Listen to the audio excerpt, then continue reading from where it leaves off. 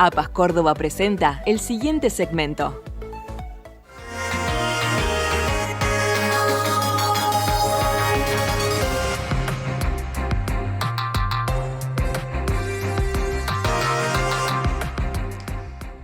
Ayer en Puntal AM comenzamos a hablar de una actividad que se va a desarrollar esta tarde vía Zoom, organizada por la ALSEC, que tiene que ver con la influencia de la industria tabacalera en la salud pública. Y para seguir hablando de este tema y sobre todo con foco en la salud, estamos en contacto con el doctor Fernando Napoli, quien es profesor, es doctor en medicina, además es médico de la comunidad especial, es médico de la Comunidad Europea, especialista en tabaquismo y responsable del Departamento de Adicción al Tabaco del Instituto Modelo de Cardiología. Así que le damos la bienvenida, doctor. ¿Cómo le va? Muchísimas gracias por su tiempo y por compartirlo con Puntal AM.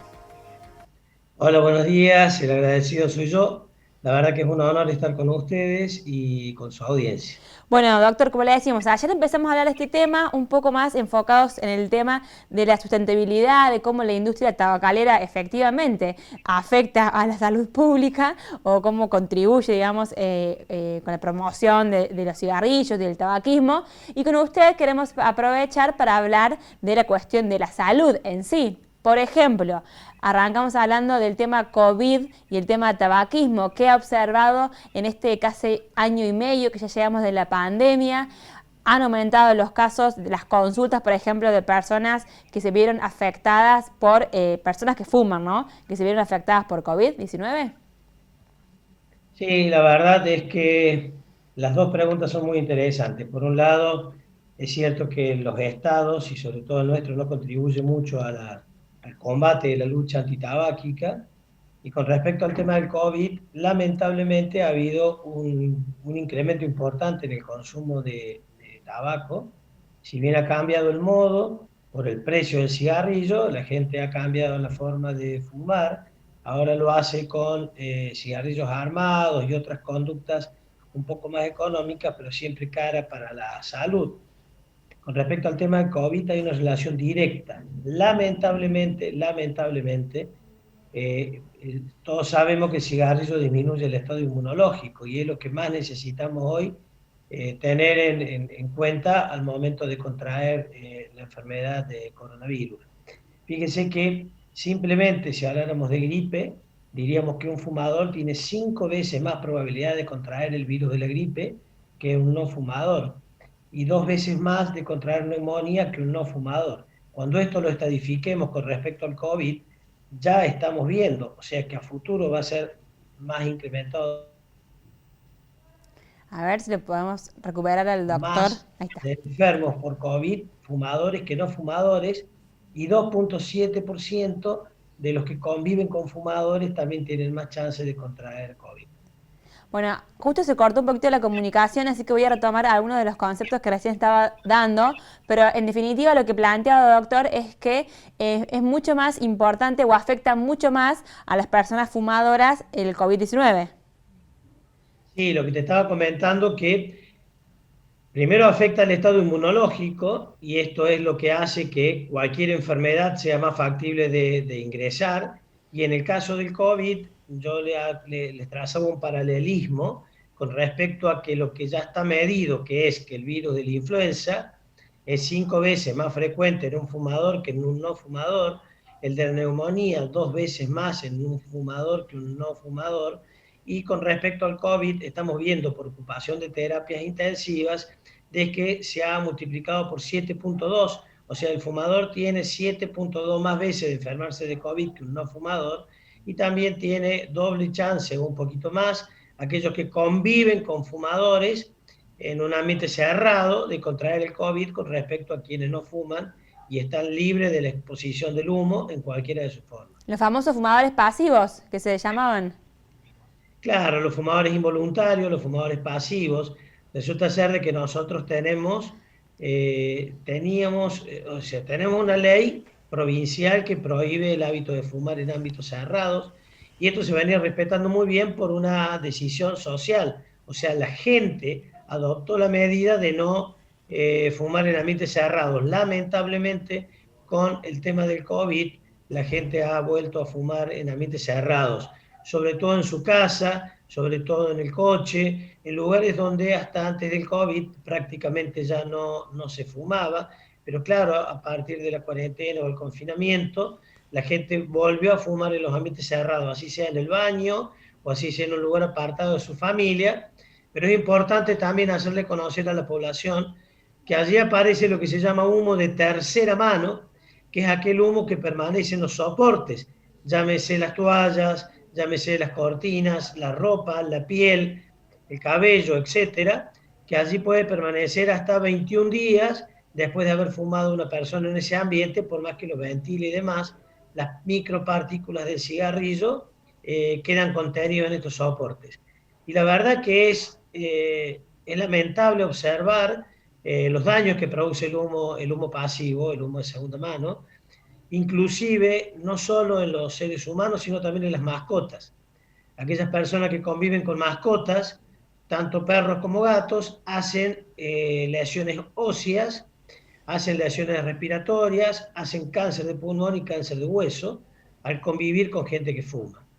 Bueno, la verdad que es un panorama muy preocupante el que nos está planteando, doctor, pero muy real también. Y le quiero preguntar a propósito de lo que usted recién mencionaba, ¿cuál es la incidencia o cómo afectan, por ejemplo, el cigarrillo electrónico o los cigarrillos armados? Que más allá de que usted decía, por ahí hay muchos locales habilitados que venden para armar los cigarrillos armados y que incluso hay como una creencia, y le quiero preguntar, de que son más sanos los armados que los que compramos. ¿Esto es así?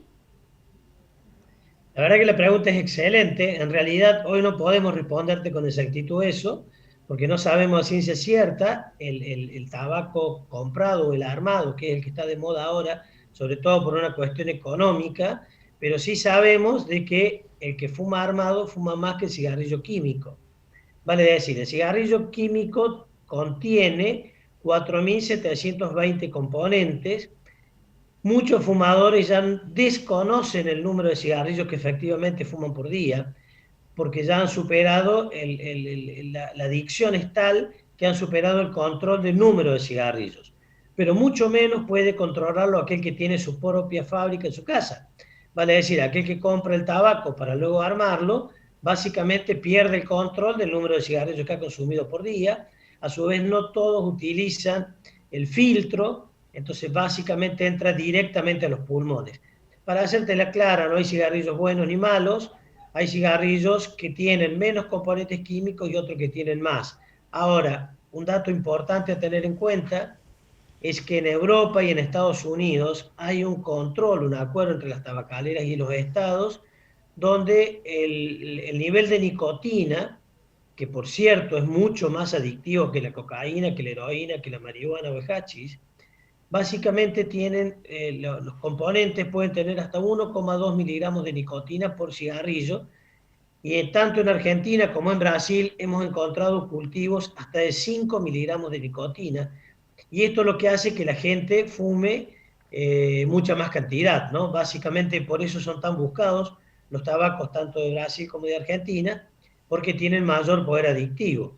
Básicamente aquel que estaba en Europa como probador pasará rápidamente a fumador habitual si consume un cigarrillo que tenga mayor porcentaje de nicotina, ¿no? Entonces, vuelvo a insistir, los cigarrillos industrializados tienen 4.720 componentes químicos, los armados no te podría decir el número, sí te puedo decir que tiene nicotina, por eso la gente lo consume, si no, no generaría adicción, y el grado de nicotina tampoco te lo puedo determinar porque depende del tipo de tabaco, depende de dónde lo hayan procesado, y como no hay un control específico por parte de los estados del número de nicotina, probablemente sea muy alto, por eso es que el fumador lo toma, lo ha adoptado y le da al consumo sin límite, ¿no? Ahora, doctor, lo voy a hacer como una pregunta compuesta, en el sentido de que requiere dos posibles respuestas. Para dejar de fumar, por un lado, ¿cómo tiene que hacer la persona? Y por otro lado, ¿qué tienen que hacer los estados para promover que se deje de fumar? Porque ayer, como le decía, cuando hablábamos del negocio de la industria tabacalera, decimos, bueno, es una industria que tiene muchos impuestos. Ahora, el Estado con lo que recauda, por ejemplo, esos impuestos, ¿los invierte en hacer que la gente deje de fumar? al menos en Argentina, no estaría como muy clara esa conexión. Entonces, por eso le digo la pregunta compuesta. Para las personas que quiere, en realidad que no sé si quiere, pero cómo hacer para convencer a una persona para que deje de fumar, y por otro lado, cómo tienen que hacer los estados para promover hábitos más saludables en este sentido. Las dos preguntas son muy buenas. Vamos a empezar por el Estado. Lamentablemente, sí se recauda mucho de impuestos en el cigarrillo, pero básicamente va para un fondo de tabaquismo, de producción de tabaco. O sea, es increíble. En el mundo lo que se hace es sustitución de cultivos de tabaco por otros cultivos y se paga al agricultor para que cultive otra cosa. Aquí se paga para producir tabaco, un fondo de tabaco. Lamentablemente, este fondo va a las provincias de producción de tabaco, de mayor producción de tabaco. O sea que es algo inentendible que el Estado subsidie la producción de tabaco. ¿Qué deberían hacer los estados? Tienen muchísimo por hacer. Primero, información, información e información. Nosotros tenemos que tener en cuenta que el hábito de fumar es la primera causa de muerte en el mundo y la vía de ingreso de las otras drogas. O sea, casi todos los que consumen otras sustancias comenzaron por el consumo del cigarrillo. Luego seguirán con algunas un poco menos pesadas que tengan que ver con lo gestual oral y finalmente terminarán con drogas inyectadas y demás, inhaladas y otras formas. Entonces, los estados, ¿qué deberían hacer a mi humilde entender? Primero, actuar fuertemente en las escuelas, que ya te voy a comentar la experiencia que nosotros venimos realizando en Córdoba, y por otro lado, actuar fuertemente en los lugares o en los niños no escolarizados.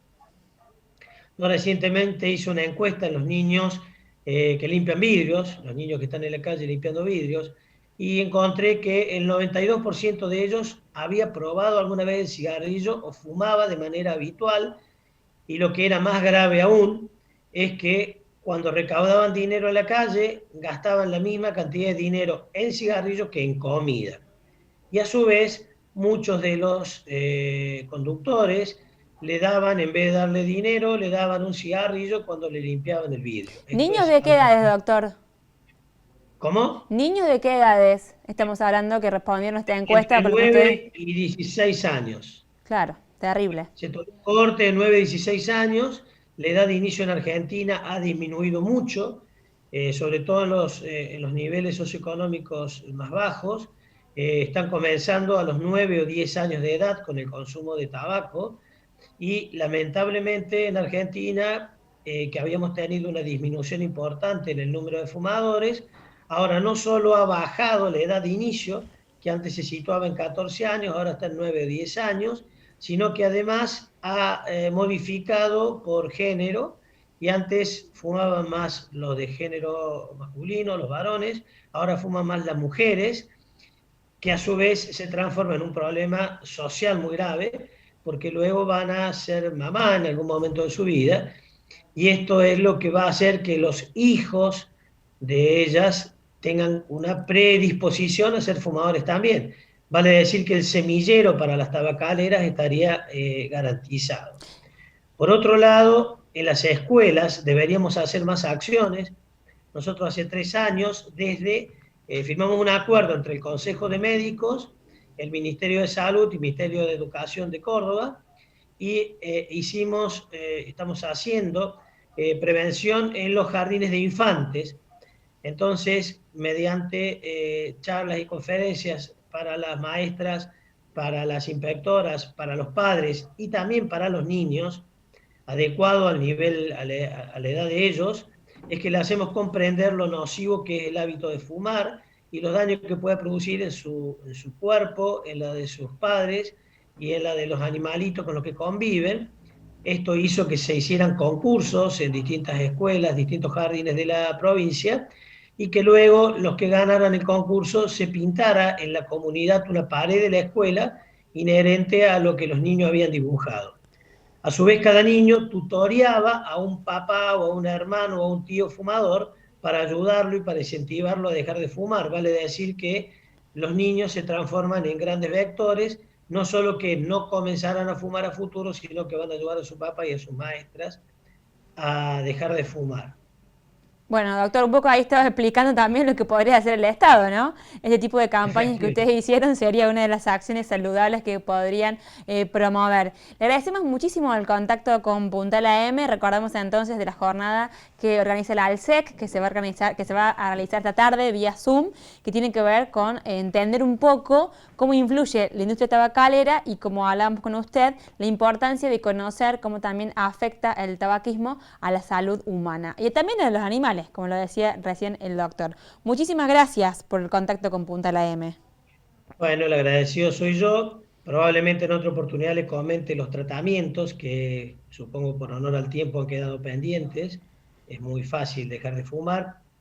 Eh, con profesionales especializados en el tema, pero esto requerimos un poquito más de tiempo. Se trata como cualquier enfermedad, con un diagnóstico, un tratamiento, un acompañamiento, y es muy factible de lograrlo. Hay fármacos, hay tratamientos individuales, hay tratamientos grupales, pero sí yo recomiendo de que sea por gente idónea, por gente especializada, para no fracasar en el intento. Le Por otra prometo parte, que vamos a hacer otra nota exclusivamente entonces para ver cuáles son los tratamientos para dejar de fumar, que es un tema muy interesante, ¿sí? bueno, le agradezco mucho y los invito esta tarde al Zoom del LALSEC. Bueno, Muchas gracias por gracias. el contacto. Acá vamos a hablar entonces con el doctor Napoli, que es especialista en tabaquismo y, como decimos, va a formar parte de una mesa esta tarde a las 19 que se va a transmitir por Zoom, organizada por la ESEC Córdoba.